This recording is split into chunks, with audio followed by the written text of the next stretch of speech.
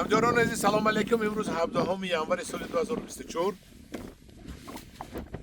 پگاه برف و باران وعده کردگی اینترنت از نایلاجی آمدیم که امروز ما زیرک کنیم و آمدیم با همراهی آقای عبدالله‌زاده.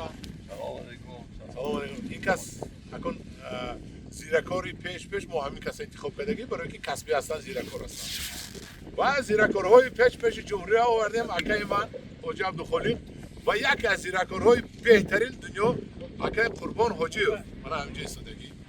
ما چیکار کردیم؟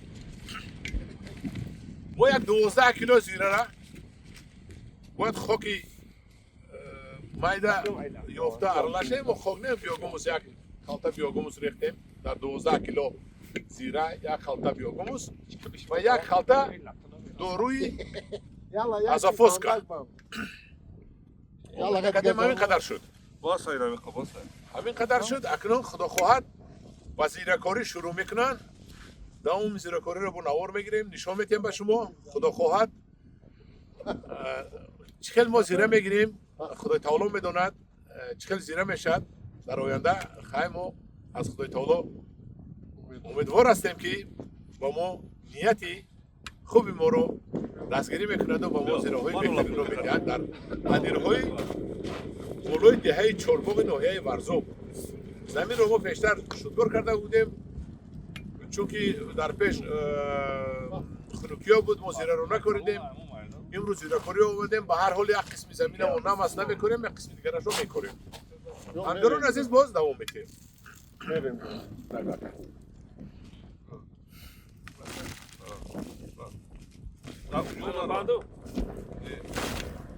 بسم الله.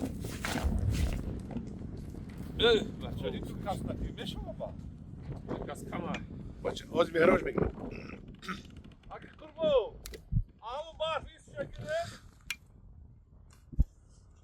همداران عزیز ما برابری آقای عبدالله‌زاده با کمکی امکی قربانمون حکمون و به واسطه رهبری من این کار اساسی رو من کردم. یک هکتار زمین رو زیره کش کردیم. تقریبا یک 15 کیلو رفته. حدودا یک 15 کیلو شد. زیادی کرد و از ما زیاد بود. زیادی شد در بالای مشت ماندیم. ما دیگر جا باید میکنیم یک ماهی فوریه روزای آفتابی شود. همه جا پوری برف است. هوا خنک است. خنک خورده شدگیم. منم از کسل نام بودم. آقای عبدالله‌زاده هم کسل است. اگه قربان هم کسل است. ما مجبوری کردیم که ما همین کار تیسر دریا بودیم. ما اکنون فقط حاضر سیخ بالا میکنیم و بعد از سیخ بالا ما مراجعت میکنیم التماس میکنیم خدای تعالی با ما همین زیره کاری ما رو خلق کند دیت و ما به شما نشان دهیم. تکرارا میگویم که ما در اینجا زیره باز داروی ازافوسکا پرتافتیم که در اونجا فسفر است، گلی است، آزوت است که بعد 25 روز وقتی که نش زدن زیره های ما آزوت دارو باشد و غذا گیرند.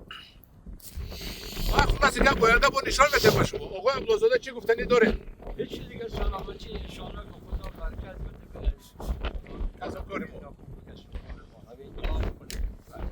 آمین. خدای تعالی با ما فراوانی تیاد، آبادانی تیاد، تینجی آمونی تیاد، هم سیرو پوری تیاد. چون که خاک سر شده است زمین های همش جفت نکردن نکاریدن. برای چی؟ این معناش از سری دارد. خاک سر شده است دیگر زمین نمیکارد. خدا از سری آمونی تیاد، از تینجی آمونی تیاد، پوری تیاد. اگر قربان با شما رحمت. آمین. الله اکبر.